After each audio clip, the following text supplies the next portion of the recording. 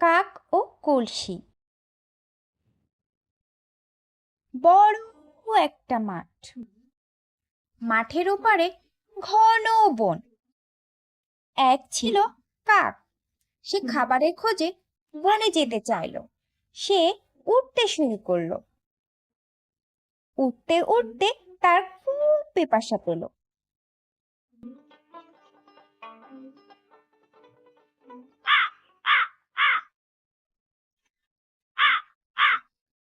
সে এদিক ওদিক তাকালো পানির খোঁজে। তখন একটা কলসি পড়ল তার চোখে।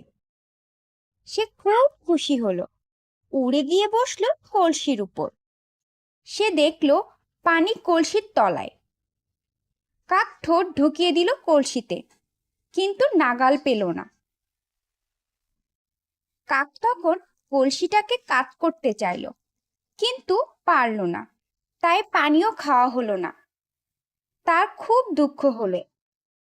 সে এদিক ওদিক তাকালো, কাছেই দেখতে পেল অনেক নুড়ি।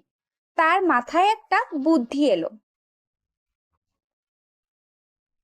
সে একটা করে নুড়ি আনতে লাগলো, ফেলতে লাগলো কলসির ভেতরে। কলসির ভেতরে একটা একটা নুড়ি পড়ল। তলার পানিও উপরে উঠতে লাগলো। এভাবে কাকটি অনেক নুড়ি কলসিতে ফেললো।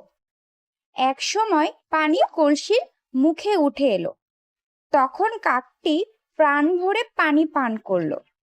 তার পিপাসা মিটল। কাক খুশি মনে ডানা ঝাড়া দিল। তারপর উড়াল দিল বনের দিকে।